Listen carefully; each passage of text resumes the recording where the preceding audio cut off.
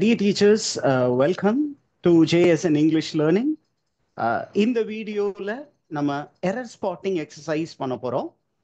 இந்த வீடியோவில் ஒரு 10 சென்டென்சஸ் எடுத்து அதில் என்ன எரர்ஸ் இருக்குது, அதுலேருந்து நம்ம என்ன லேர்ன் பண்ணிக்க முடியும் அப்படின்னு பார்க்க போகிறோம். Now, let's get into the video. Question number 1. I went to the India in 1967. இதுதான் முதல் வாக்கியம். I went to the India. Where lies the error? Beautiful. Okay. The error is in the usage of the article the. இந்த வாக்கியத்துல என்ன error அப்படின்னு பாத்தீங்கன்னா I went to India அதுதான் correct.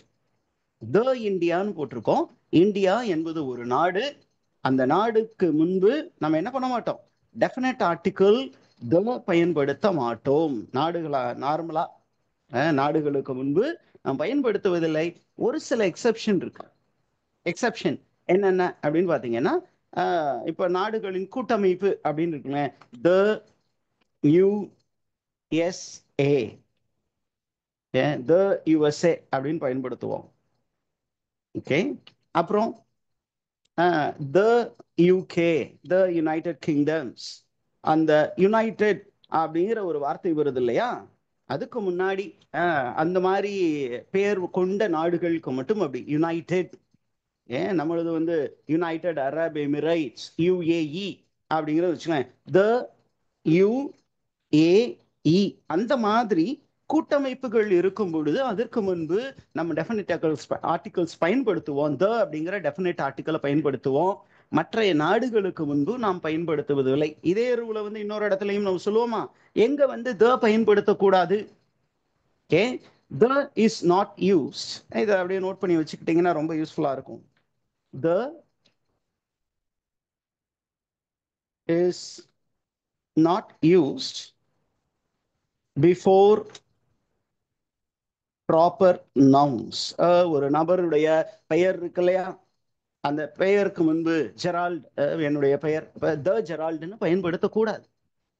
அதே நேரத்தில் uncountable nouns, okay, it is not used before proper noun or uncountable noun. Okay, எதெல்லாம் வந்து நம்ம கவுண்ட் பண்ண முடியாதோ, ஒரு லிக்விடு, த வாட்டர், ஓகே, அந்த மாதிரி விஷயங்கள்.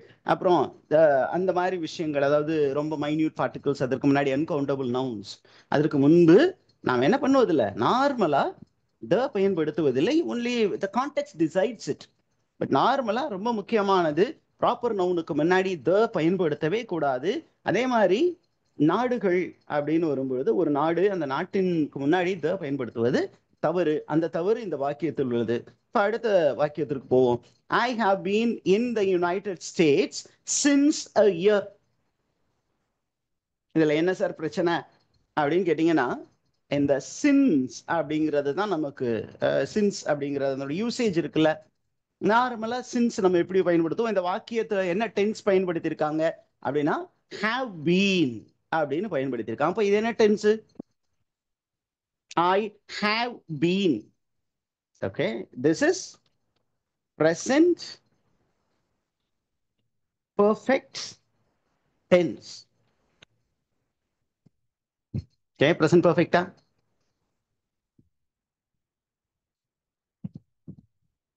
I have been என்ன டென்ஸ்? present.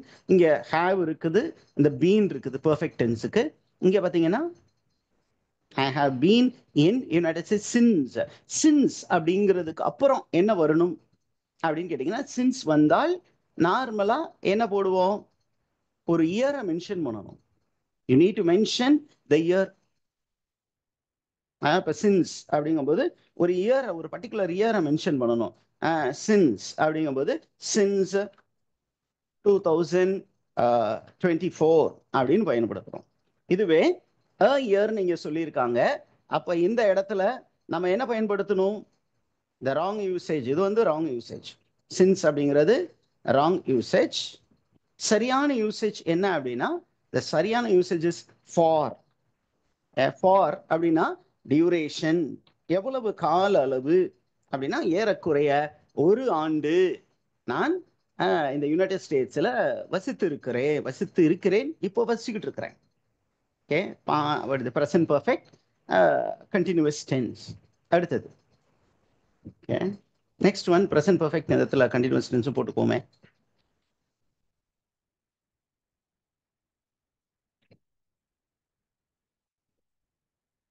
அடுத்தது I use to having a horse.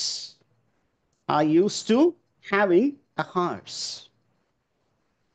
Okay, I use to having a horse, அதுதான் நமக்கு கொடுக்கப்பட்ட வாக்கியம்.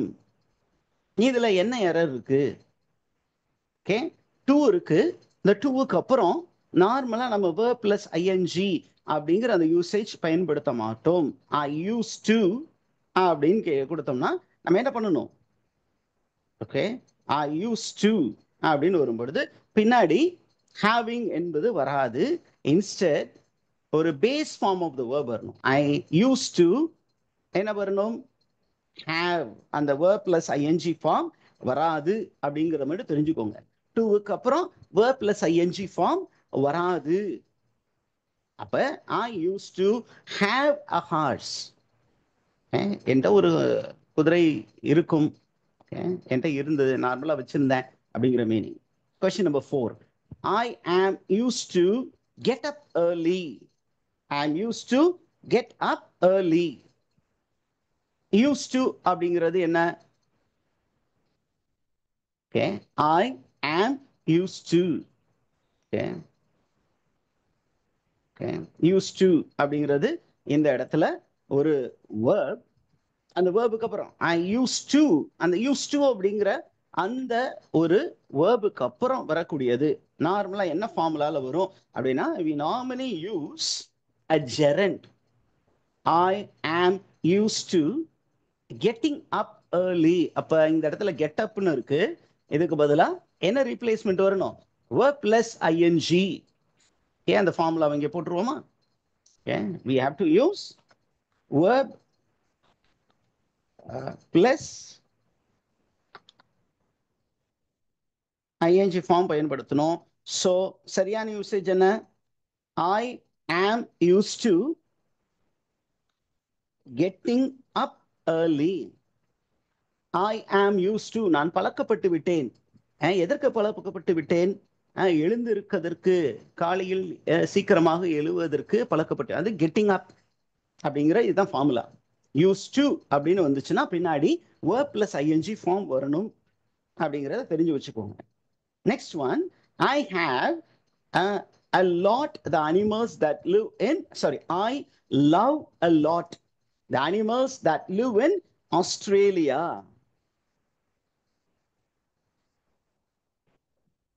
I love a lot the animals that live in Australia. I love. What do I love அப்படின்னு கேட்டீங்கன்னா இம்மீடியட்டா என்ன வரணும்? ஒரு இம்மீடியட்டா ஒரு ஆப்ஜெக்ட் வரணும். I love. What do I love? Animals. I love the animals that live in Australia. And the word a lot அப்படிங்கிற அந்த a lot அப்படிங்கிற அந்த எக்ஸ்பிரஷன் இருக்கு இல்லையா, அது எங்க வரணும் அப்படின்னா it has to come here towards the end. எனக்கு ஆஸ்திரேலியாவில் இருக்கக்கூடிய மிருகங்கள் மிகவும் பிடிக்கும், அதை கடைசியா போடணும். a lot அப்படிங்கிறத இந்த இடத்துல தான் இன்சர்ட் பண்ணணும். So I love the animals that live in Australia a lot. மிகவும் அப்படிங்கிறது இந்த இடத்துல தான் பயன்படுத்தணும். அந்த இடத்துல பிளேஸ் பண்ணது ஒரு error, placement error. Question number 6 போகுமே. She must have been on holiday. Okay, she must has been on a holiday. Okay, she must அப்படின்னு வரும் பொழுது she must, பாருங்க அந்த வாக்கியம் பாருங்க, மஸ்டுக்கு அப்புறம் நார்மலா நம்ம என்ன யூஸ் பண்ணணும் அப்படின்னா has பயன்படுத்தக்கூடாது. she must அப்படின்னு வரும் பொழுது have அப்படிங்கிற அந்த verb form தான் யூஸ் பண்ணணும். she must have been on holiday. she must have been. I must have been, you must have been, he must have been, she must have been, it must have been, we must have been, you must have been, they must have been. இந்த must வந்துச்சுன்னா அந்த சைடுல have அப்படிங்கிறது போடணும். ஏன்னா have தான் base form of the verb. அதையும் போட்டுருவோம். Base form of the verb. அதோட வேரியன்ட் தான் has. Next one, I wish I am not fat. Okay, I wish I am not fat. I wish I am not fat. இதுதான் வாக்கியம். Okay, இதுல பாத்தீங்கன்னா I wish.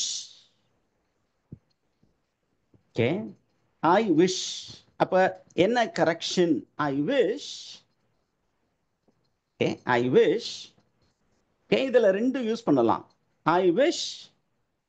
Okay, I wish அப்படின்னா நான் ஆசைப்படுகிறேன். அப்ப எதை ஆசைப்படுவீங்க? ஓகே, ஓகே, ஐ விஷ் அப்படின்னு வரும்பொழுது நார்மலா ரெண்டு விதமா இந்த ஆம் வந்து டிராப் பண்ணிடணும். என்ன போடணும்? வாஸ் ஆர் வேர் போடணும். இப்போ வாஸ் எங்க போடலாம் அப்படின்னா இன்ஃபார்மல் யூசேஜ்ல போடலாம், இன்ஃபார்மல் கான்டெக்ட்ல போடலாம். I wish. Okay, contact.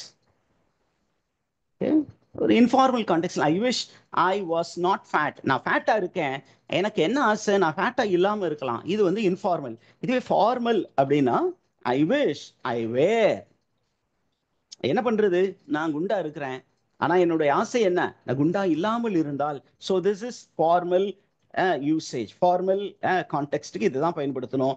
அப்ப இந்த ரெண்டுல எது பெட்டர் அப்படின்னு பாத்தீங்கன்னா ஐ விஷ் ஐ வேர். விஷ் வந்துச்சுனாவே கண்ணை மூடிட்டு என்ன பண்ணலாம், வேர் அப்படின்னு ஃபாலோ ஆகும். அப்படின்னு இந்த மாதிரி ஒரு விருப்பம். I wish I were the chief minister of India, the chief minister of Tamil Nadu. I wish I were the prime minister of India. அந்த மாதிரி உங்களுடைய டிசையர் அதை இங்க போட்டுக்கலாம். நெக்ஸ்ட் ஒன் 8 வாங்க. when I was in Russia last year, I wish I went to Moscow. Okay, when I was in Russia last year. இதுல நமக்கு clue பாருங்களேன், நமக்கு அழகா ஒரு க்ளூ இருக்கு. Last year. Last year is an adverb that denotes past time. Okay, அப்ப கடந்த காலத்துல நடந்த ஒரு செயல், அதை நினைச்சு நீங்க வருத்தப்படுறீங்க. என்ன அப்படின்னா ரஷ்யால இருந்தேன், பட் அங்க இருந்த அந்த ரஷ்யால முக்கியமான இடம் வந்து மாஸ்கோ, அதுக்கு நான் போய் வந்து இருக்கலாம். அப்ப இது வந்து ஒரு ரிக்ரெட் அப்படிங்கிற கண்டிஷன்ல வருது. when I was in Russia last year, I wish I என்ன வரணும், had plus past participle வரணும். I wish. okay, I went to அப்படிங்கிறது போல I went வந்து சிம்பிள் பாஸ்ட். ஆனா கடந்த காலத்துல நடக்காத ஒரு விஷயத்தை நம்ம மென்ஷன் போற போறோம். அப்ப அதுக்கு முன்னாடி அது முடிஞ்சிருக்கணும். okay, I wish I had plus gone. gone அப்படிங்கிறது past participle. I wish I had gone there, but I had not gone there.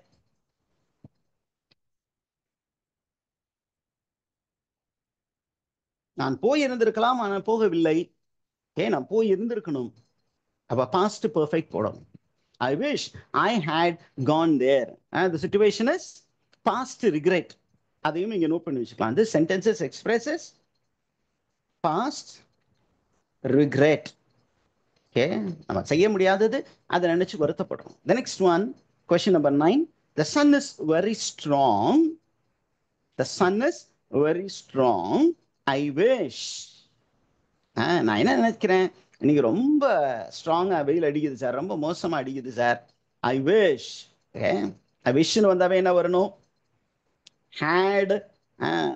had I didn't வருது. அப்போ அங்க ஒரு நெகட்டிவ் ஏற்கனவே இருக்கு. I had not. I did not போடாம என்ன பண்ணணும், I had not. லீவ்ங்கிறதோடைய past form. leave, left, left. third form. அப்ப third form இங்க போடணும், past participle.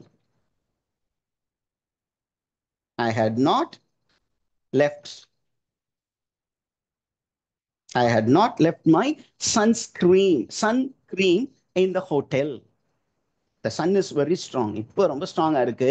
ஆனா நான் என்ன பண்ணிட்டேன், ஒருவேளை என்னுடைய சன் கிரீம், அந்த மெஃபேஸ் கிரீமை எடுத்துட்டு வந்திருக்கணும். சன்ல இருந்து என்னுடைய ஸ்கின்னை காட் பண்ணக்கூடிய அந்த கிரீம் நான் எடுத்துட்டு வரல, அதனால ரிக்ரெட் பண்றேன். I wish.